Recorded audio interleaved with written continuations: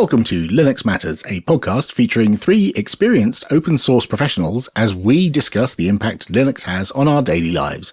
This is episode 40 and I'm Alan. This week, we've been reading all your feedback. Hello, I'm Martin. Hello, and I'm Mark. So let's get started. The first topic is Subsonic. We had a lot of feedback about this. We did. So after I mentioned I was looking for Subsonic apps with Android Auto support, half of the world got in touch. The ones that use Android, right? Yeah, exactly. Got in touch to recommend Symfonium, which eager-eared listeners will know is the one that I landed on in between the recording where I said I was looking for a new app and everyone's sending me the feedback. So I actually managed to land on the same conclusion that everyone else did at the same time, which was quite good. I'm obviously in good company. And it's interesting that in the notes that you've got here, the word Symfonium is spelt two different ways. So yeah, good luck finding that. Yes. Android Auto pronounces it Symfonium. Ah, brilliant. I also mentioned that I didn't want to install an Android app via an APK from GitHub because I didn't want the faff of having to manually update it. After which, the other half of the world got in touch to tell me about an Android app store called Obtainium, which lets you add Android apps from other sources, including from GitHub, and when a new version is published to supported sources, it will handle the updates for you. So as debget is to Ubuntu, Obtainium is to Android. Yes, basically. I haven't had cause to use it yet because the apps I've landed on are in the Play Store or in F-Droid. But in the future, I might give it a go. We also had an email from Paul via the contact form on our website who, on the topic of subsonic servers, suggested Funkwhale. I feel we're being trolled and people are just throwing random names at us. No, this is a genuine project. So this is an audio server which is designed to be federated, so it supports ActivityPub, but it also supports Subsonic. The crucial thing about this is it supports multiple accounts with separate libraries. So I was saying that I wanted to be able to give my daughter access to a subset of our overall music library while I had access to everything. So this is a possibility for that. I have had a look at it and it is available to install via Docker, but it deploys its own cluster of containers. So I need to do a bit of thinking about how that fits into my existing setup. But I'll probably look at it in the future. You might hear about it again on another episode. And we also had some feedback from Clint via the contact form talking about Navidrone. So Navidrone is the server that I currently use. And Clint was asking about exposing it to the internet by putting it behind a reverse proxy, which is exactly what I do. So he suggested the Trafic. It's pronounced traffic. Is it pronounced traffic? Yeah, all right, of course, then. Yes. Reverse proxy, which is a very popular reverse proxy, which people use for stuff like this. I use Nginx, as I've discussed in the past, for doing exactly this, so I can access it from wherever I have. Basically all of my stuff that's hosted on my Wise server is behind Nginx, which means I can access it from wherever and also internally. Cool. So while we're on the topic of reverse proxies, because I think this comes up a bit later as well, I use a similar way of doing reverse proxies, but I use Caddy as the reverse proxy. But what I've done these days is I've turned off all port forwarding at my router, and I have Caddy automatically talk to the Tailscale API and provision Let's Encrypt certificates. And I do everything over Tailscale and just connect the VPN up so I don't have to expose anything to the internet. Right. So it is all behind one box, but it's not public. Yeah. Moving on, that jewel up is the gift that keeps on giving. Mark Unwin contacted us via the form on the website. Yeah, so Mark says that after hearing about the dual up monitor setup, he suggested that we check out Synergy. It allows for a single keyboard mouse to control multiple PCs across platforms. So by simply moving the mouse across monitors, you can have it connected to like your Linux machine and your Mac machine and control moves seamlessly between the different devices. Now, this is something I have on my to-do list of projects Martin needs to take a look at one day. There's Synergy, which I think is a commercial application, and I think there's a fork of it called Barrier from when Synergy had an open source license.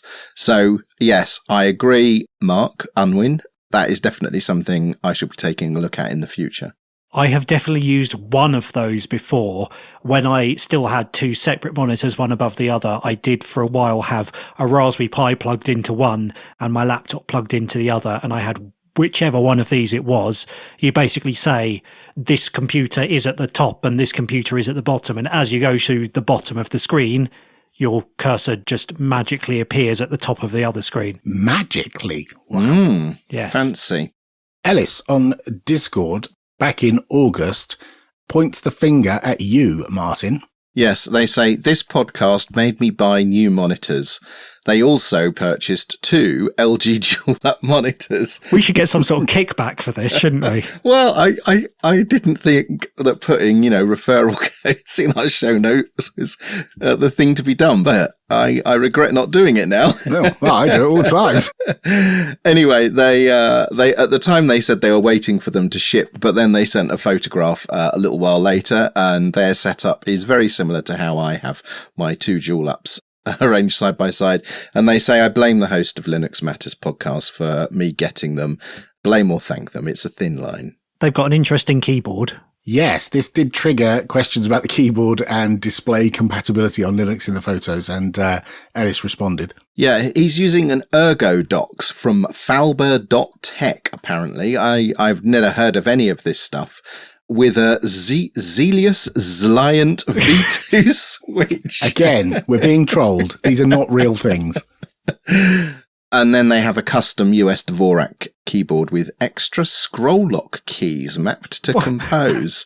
I mean, this is the most bespoke keyboard configuration I think I've ever come across. I've never used my normal scroll lock key, never mind multiple ones. Yeah. But in good news, they are using NixOS, and I did see from the photo that they're using one of these fancy Wayland compositors. They're using Sway. Nice. So yeah, they're using their laptop with that and Thunderbolt 4 cable all hooked up. And I think this was some commentary similar to my sort of own astonishment about how well these monitors work when you just suddenly switch them around and it cuts the resolution in half and switches things around and it all just works. And they were saying, yeah, monitor compatibility has been excellent. Cool. An interloper called Martin, via the contact form, said, as a fellow Linux enthusiast, I've also been working on consistent theming. Have you explored using Hyperland with Waybar and Ro-Fi? They all run on Wayland through Hyperland and can be tricky to set up on Ubuntu, especially with NVIDIA hardware. I know someone called Martin who's been monkeying around with stuff like this. Yes, I think the next couple of podcasts that we record, I'm going to be talking about my experiences with Hyperland, its first-party ecosystem, and then the sort of extended ecosystem of Wayland compositor tooling. So stay tuned for that. Will that put an end to you waving that laptop under my nose every day at work? I know you want it. I know you like it and you think it's pretty. Yes, I do. Anarchy Inc. via the contact form said, I loved hearing about Haynote, which is a crazy useful scratch pad. However, it made me remember that you can do this in Joplin as well by simply doing 3 backticks and the language of the fenced text. Now, is this the same thing? I think here they're talking about like formatting a block of code, whereas you were talking about blocks in Haynote and trying to describe what they meant, Martin. Is that the same thing? Similar. So I think what they're describing here is how you can have code blocks and you can have different syntax styling for the pre-formatted bit of code in your markdown. So you can have 3 backticks shell for your bash script and 3 backticks Python for your Python, and things get syntax highlighted. Haynote works a little differently. Each block you assign like a language markup, so you can have very different types of content like mathematical equations or charts and graphs or Python code or Markdown or SQL or whatever. It's similar. It sounds very similar to the WordPress Gutenberg system of having blocks. Yeah. And a block is formatted and behaves differently depending upon the type of block it is. Yeah. And what I will say is Haynote is by far my favourite application find this year. I think it was Chris somebody in our Telegram that recommended it, and I'm forever indebted. And I've been following the Git commits in Heynote. It's currently released as 1.8, but in 2.0, they're adding multiple buffer support, so you can use Heynote as a general note-taking tool to manage all of your Markdown notes. 2 files open at once? Unfathomable.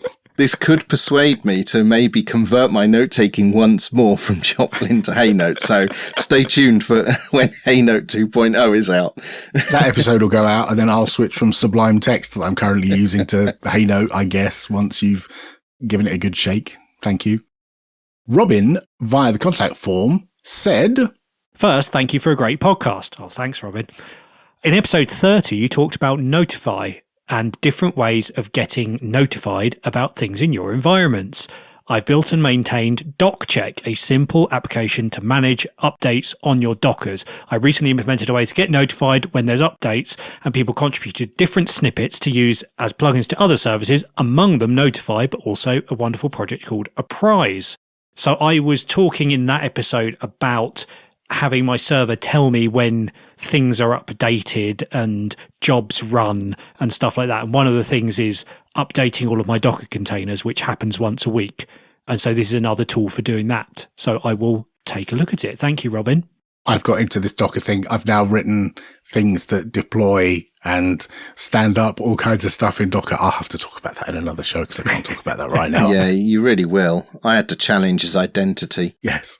Christopher Altona via the contact form also was interested in Nifty and said there's another for the backup type jobs being talked about called healthchecks.io.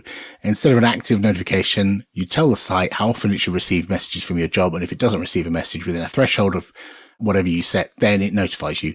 That means you only get notified when something is wrong instead of always. So this is like a dead man's switch for backup failure. Or a canary. All right, then, canary. Yes. Yeah, canaries are alive. Dead men are not. Yes. Initially. This is a complement to what I've got, I think, rather than a replacement, because I had a few people say about this, you don't want it to tell you when it ran, you want it to tell you when it didn't run. But I don't just get a notification say it ran. I get a notification to say it ran and here's what it did. So I get a little report, for example, for my backup. I get the output from rclone and I can see which files were transferred and how much data. So if I take a quick look and it's suddenly tons of data and I didn't think I'd added that much, I can think, oh, maybe I need to look at that and have a clean up and stuff like that.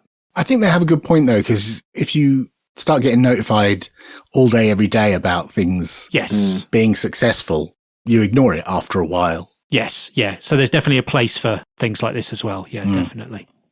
Another topic that came up on Discord, Greg H asked, can anyone recommend a good IP camera for use with a self-hosted DVR or security server? I'm also interested in thoughts on the server. I'm leaning towards ZoneMinder, but I'm still in the research phase. And username undefined, that's actually what they're called, responded with a couple of suggestions of indoor/outdoor security cameras. And we'll put the links in the show notes. And it's funny, they mentioned ZoneMinder. That's one of those pieces of software that just fell out of my head. I don't know why. I mean, I've not got any kind of video monitoring server, but now I want one. I went in the loft the other day and found a couple of IP cameras that I used to have and I used to use. And I was thinking, bit of RTMP, stream it to ZoneMinder. Maybe that's a good idea. The camera that I bought to use as a baby monitor, which is from Tapo. That well-known high street brand, yes. Well, it's a Netgear brand. Yeah. Right. I believe it's the C102, possibly. That might be the wrong number. But anyway, that supports a protocol called ONVIF, ONVIF, which is a standard protocol for CCTV control and management. So you can get lots of devices that support that protocol and server software that can then talk to all of those devices by this protocol, as well as standard RTMP streaming. Yeah, I've not touched ZoneMinder in forever. I helped my father-in-law set it up, I don't know, at least 15 years ago, I think, on an Ubuntu server. But it was before we got into IP stuff, so it was very long HDMI cables going into a multi-port capture card. Nothing wrong with very long HDMI cables. I've got one going all the way around my lounge.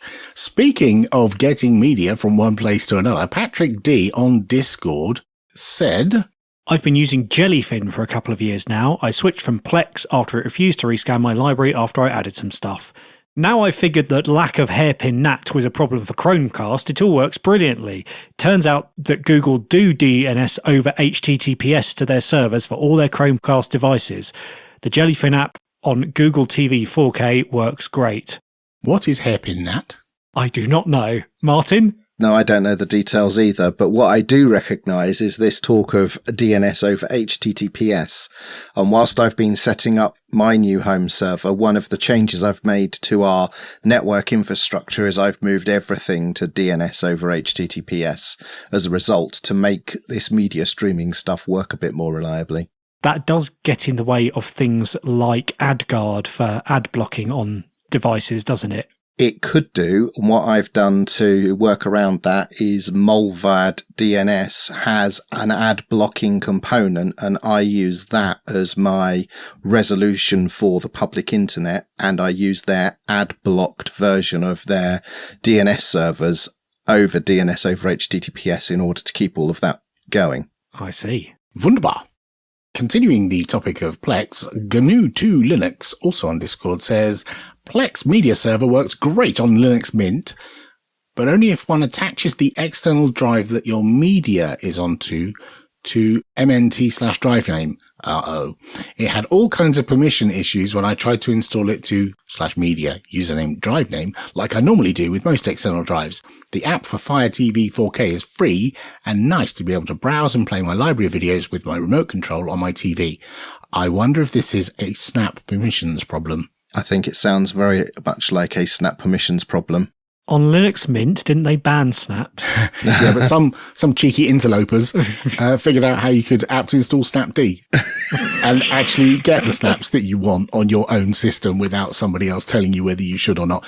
Anyway, moving on. Hecky sent us some contact via the form on our website. Yeah, and they said they were listening to episode 28 about Mark's Wake on LAN project in order to start his Plex server.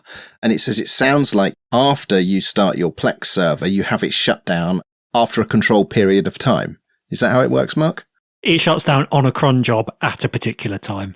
Aha. So when I know that power is going to be more expensive again, if the server is on, it turns itself off. Okay, and they say 2 years ago, caused by the high energy prices in Germany, they wrote a similar tool that shuts down and suspends to RAM their home server if it hits a sort of a predefined idle metric state. That sounds pretty cool. In fact, I like the sound of I should do that here, but in the summer because it gets too hot. Yeah. So he goes on to talk about doing this with TV Headend, which is a streaming server for TV.